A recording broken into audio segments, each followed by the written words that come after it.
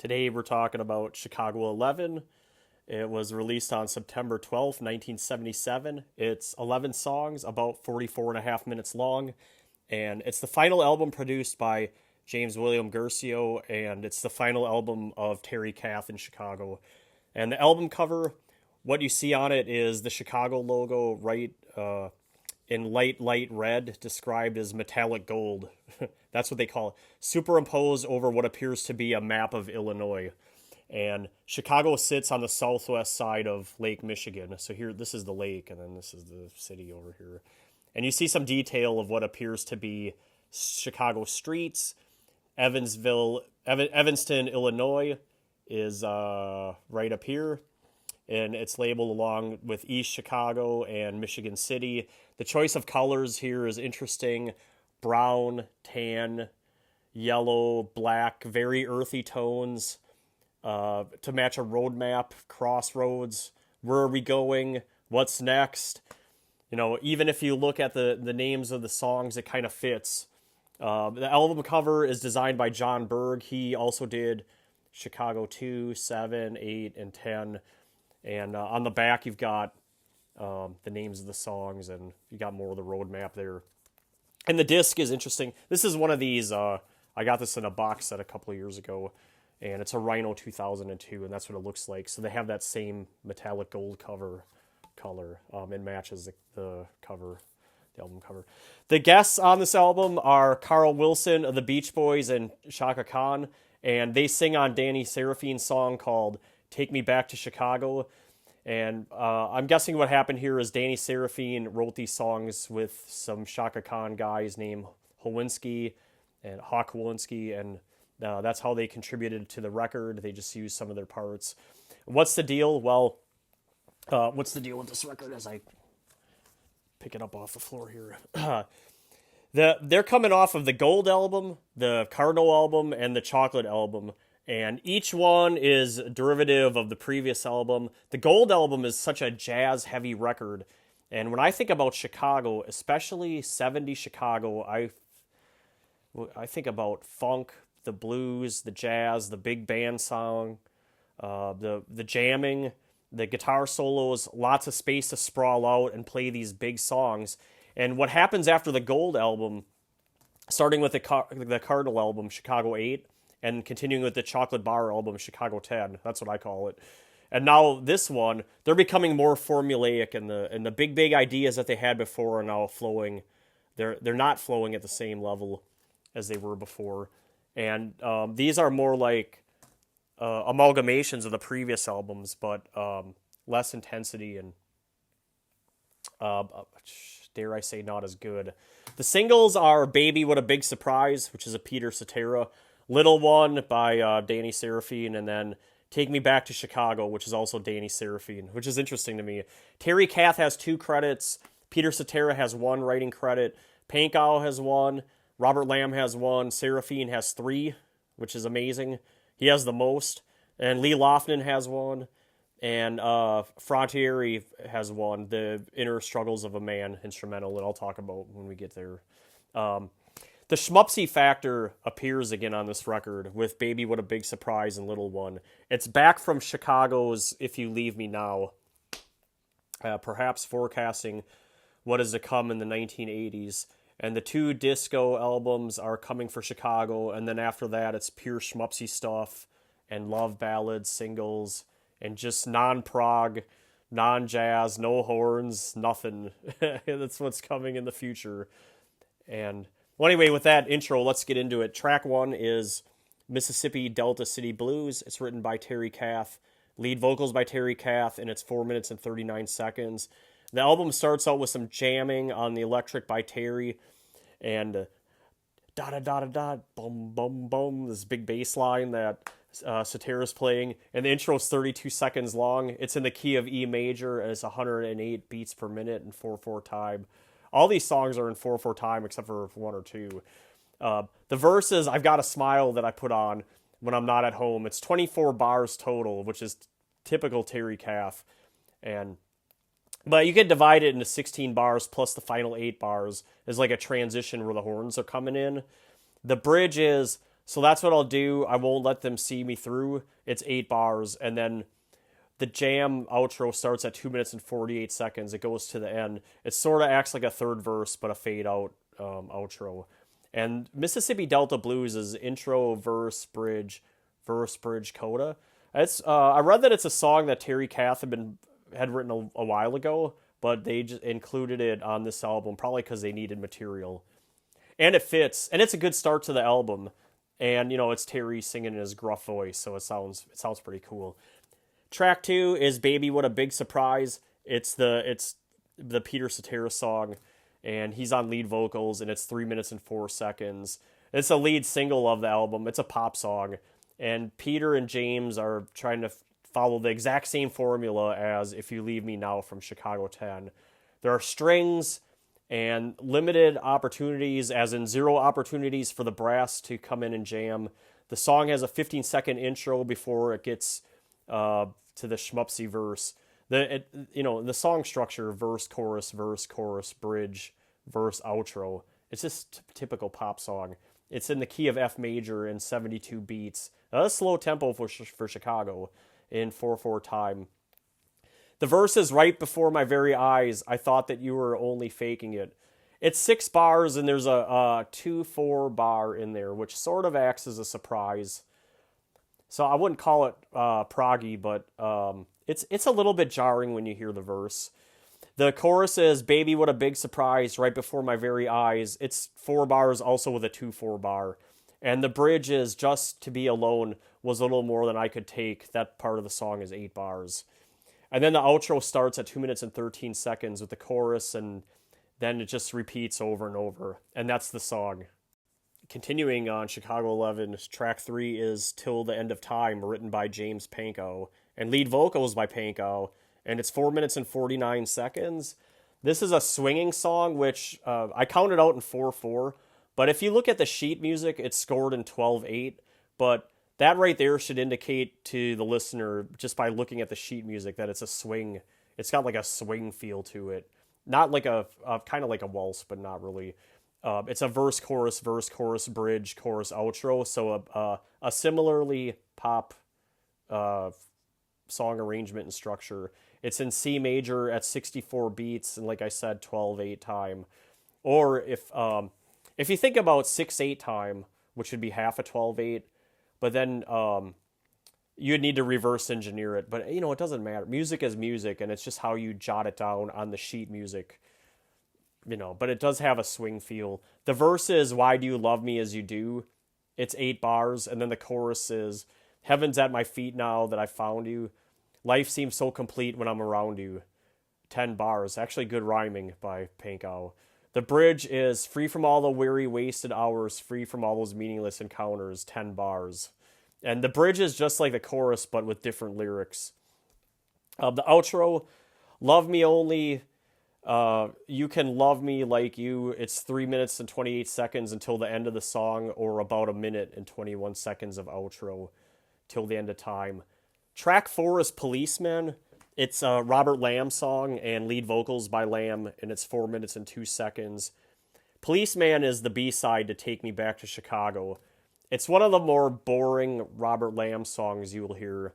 I appreciate what he's doing here, singing about cops and telling the story of the loneliness and bravery of the police. But I suppose the somber music fits the tone of the song. It's just not a song that will go down as a memorable song. And that's a big problem with the album, really, is the album kind of suffers from it's not too memorable of an album. "Policeman" is a verse, chorus, outro. So again, kind of like a poppy song arrangement. It's in the key of B flat major and moderate tempo. The verse is "Every day he wakes up as his bare feet hit the floor." It's 8 bars. And he's singing about the policeman. And the chorus is "He is a policeman, 8 bars with these punctuated horns in the background. And then there's what's interesting about the song, I guess, is the jam. The jam runs from 1:54 to 2 minutes and 20 seconds. It's about 12 bars. And it seems to be trumpet led, but it's one of the few really jammy spots on the album. The outro, "He is a policeman, you know it," It starts at about the 3 minute and 21 second mark, and that's Policeman. Track 5 is Take Me Back to Chicago, written by Seraphine, Hawk Walensky, and lead vocals by Lamb. It's 5 minutes and 17 seconds. James William Garcio, via A Chicago Story, said, Take Me Back to Chicago is about Freddie Page, the drummer in the Illinois Speed Press who tragically died. Illinois Speed Press had the best shot, had the biggest budget, had the first record, and totally could not get along. And Shaka Khan is on vocals, at least vocal harmonies with Lamb in the verse maybe, but definitely in the outro, and Walensky is on the synth. This is one of the 3 singles from the album. It only reached number 63 in the US. This song has some pop to it. It's in the key of B flat major. Again, this is not a mistake. 2 songs in a row, 128 beats per minute and 4/4 time. And it's a very poppy verse, chorus, break, verse, chorus, outro. The verse is Take Me Back to Chicago, lay my soul to rest. It kind of da da da da da da da. It's 16 bars. And then the chorus is Take Me Back to Chicago, oh, oh. It's 6 bars for the first part. And then when they sing Take Me Back, it's almost like 5/4 time. Or if you 3/4 plus 2/4 is 5/4. But something like that. It's got a different thing going on there. The break runs from 2 minutes and 2 seconds to 2 minutes and 29 seconds. This is where the synth kicks in at the beginning, but after about 10 seconds, the brass takes the lead. The outro is the final part of the song. This is where you can hear Shaka Khan the most, where she's singing the lead, Take Me Back to Chicago, and while she's singing, you can hear Terry Kath in the background jamming on electric guitar. And track 6 is Vote For Me, written by Lamb, lead vocals by Lamb. It's 3 minutes and 47 seconds. The intro starts with the horns and a quick beat. It's another bright, upbeat tune by Robert. Unfortunately, it's a cringe lyric, and that's why it's not too memorable. It's in F major, and it's a verse, bridge, break, verse, outro. 126 beats per minute, so fast tempo. The verse is, vote for me, I want the nomination for the presidency. And then the bridge is, I don't want to kid you, there's a lot to do, yeah. It's a 16-bar bridge. The break starts from 1 minute and 56 seconds to 2 minutes and 8 seconds. So about 12 seconds total for a break. There's some cool organ playing in there by Lamb, and the background ladies are singing ooh. But like I said, it's not too memorable.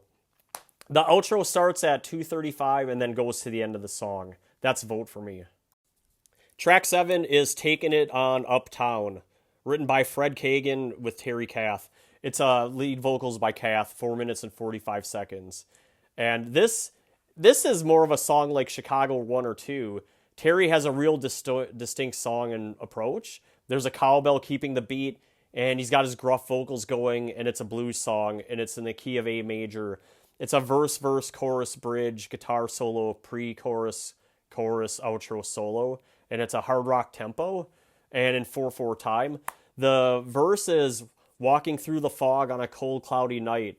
Yes, I am. It's a 12-bar verse, almost like a 12-bar blues. The chorus is uptown, yeah, uptown, gonna get it all out. It's 8 bars. And then the bridge, got my bag of many frowns and I'm taking it on uptown. Yeah, taking it on up. Yeah. It's about 18 bars with some jamming in the middle. And the solo runs from 2:50 to 3:10. So another really short, 20 seconds? He's doing the where thing. And then the pre-chorus, I'm through with the aggravation, don't deserve this degradation. It's 4 bars coming out of the solo before the second chorus. And the outro was an awesome Terry Kath solo. And that's pretty much the song, Taking It on Uptown. It is one of the more uplifting songs on the album. Track 8 is This Time, written by Lee Lofton. It's lead vocals by Lee, and it's 4 minutes and 44 seconds. This might be my favorite song on the album. Lee doesn't write a lot for the band, but when he does, it comes off well. At least well received by me. In G major, it's a verse, chorus, solo, verse, chorus, outro. 120 beats per minute. And the verse is, This time I found a love to treasure, one that's impossible to measure. That's a good rhyming, too. And it's about 16 bars. And the chorus is, This time we'll make it, baby, we see, and it's 8 bars. And then there's a guitar solo and a jam in the song. The first 30 seconds is a cool guitar solo. It starts at a minute 58, and the music changes for this part of the song. But it's more like a jam. It is more like a original Chicago jam. And then after 30 seconds, it turns into like a brass-led jam. But, compared to the early Chicago records, it's a jam, but it's not one of these long jams. And this one stretches to about a minute and 19 seconds. So there's at least some jamming on the record, but not what you come to expect from a Chicago record. Especially when you think about the Gold record, like half of it is all jamming instrumental. The outro starts at 3 minutes and 56 seconds, and it's the chorus over and over, and then that's the song. Verse, chorus, solo, verse, chorus, outro. All right, we're getting to the last three tracks here. Track 9 is The Inner Struggles of a Man, written by Dominic Frontieri. It's George's husband. That and the Super Bowl scalping ticket controversy and their imprisonment is another story. But who is Georgia Frontieri? She was the owner of the Los Angeles Rams, and she moved him to St. Louis before she lost control of the team. But Dominic and Georgia, that's how they're tied to Chicago. It's an instrumental at 2 minutes and 44 seconds. It's in C minor, and it's 60 beats per minute. It's slow. And it's really kind of a doomy atmosphere, an unusual choice for Chicago, but it reminds me of more of the symphonic stuff you'll hear on, if you ever heard Yes Symphonic or Magnification, it's got, it's kind of that kind of symphony, it's kind of proggy, but more like doomy, but also mellow, and it's really quite a change up for this record. Track 10 is Prelude, Little Ones. It's written by Serafine and Walensky again, and the lead vocals by Terry Kath. It's 52 seconds in F minor, and the verse is Terry singing. It's just one verse, okay? Lying here as the morning light shines in, can't believe the reflections from within. To look at your face takes me to a place that reminds me of a lovely lady I once loved. That's the verse, and it's really the opening to track 11, Little One, which is also Serafine and Walensky and Kath on lead vocals. And Little One is 5 minutes and 40 seconds. It's one of the three singles, and a little bit schmupsy for me in D flat and 91 beats per minute. And the verse is, oh, little one, it's so nice to have you near me. It's 14 bars. And then the chorus is, oh, little one, do-do-do-do. Bring your love here, it's 8 bars. The instrumental runs from 2 minutes and 19 seconds to 2:35, so about 15-16 seconds. It's a quick little trumpet solo, and it's quite pleasant, but nothing too remarkable. It's for a pop song. I mean, it's the kind of trumpet solo you would want in a pop song. And the outro was oh yeah. It starts at the 4-minute mark. And that's Little One, verse, chorus, instrumental, verse, chorus, outro. Very pop-oriented, and pretty kind of schmupsy for me. And probably not what you'd really want to close out an album, but, there aren't a lot of great choices to close out the album. Maybe this time. Maybe this time should have been the album closer, but the bonus tracks on this remaster, track 12 is Wish I Could Fly. It's a rehearsal from 77. It's 3 minutes and 47 seconds, an instrumental. And it sounds like soft rock or jazz. It's a panko tune. And then track 13 is Paris. It's a rehearsal from 77. It's 3 minutes and 55 seconds. It's a Lamb tune. Sounds like a somber minor key song. And that's the album. The summary, the sales were number 11 for Chicago on their, if you look at all the Chicago sales and rank them from 1 to the end, it's number 11. So pretty good. Number 66 in 1977 and 1.1 million in sales. That's a big drop off from the Chocolate album, Chicago 10, which was 2.2 million. So about half the sales. But still, 1.1 million is a lot of sales. Especially, imagine selling 1 million records now. I mean, it would be huge, right? ProgArchives.com gives it a 2.93 on only 76 ratings. That says to me that the prog people don't really love this record. And which makes sense because it's one of their less proggy 70 records. Allmusic.com gives it 4 stars.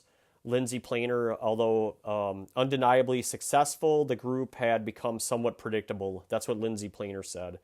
And I guess that's kind of like the takeaway.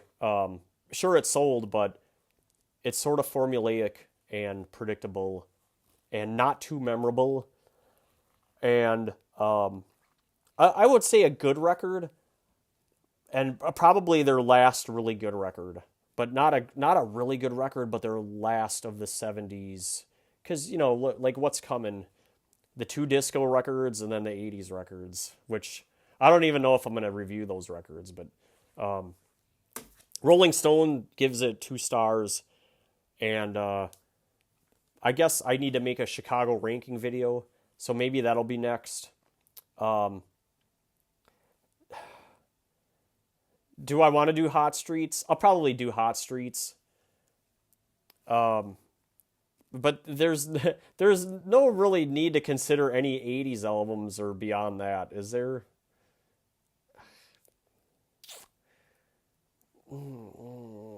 I've been listening to them. I mean, I don't really like any of them.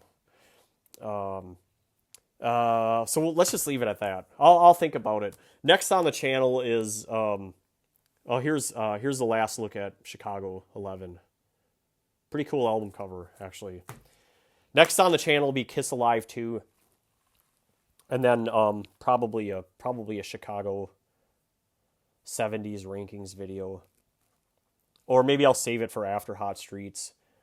But I gotta think about then what are the next 12 album, what are the next 12 videos? If you like this one, you can hit the like button or subscribe. Or also, I like to read your comments and comment back. And I still get comments come trickling in a couple of weeks, so I like reading them and responding back. So thanks everyone, and adios.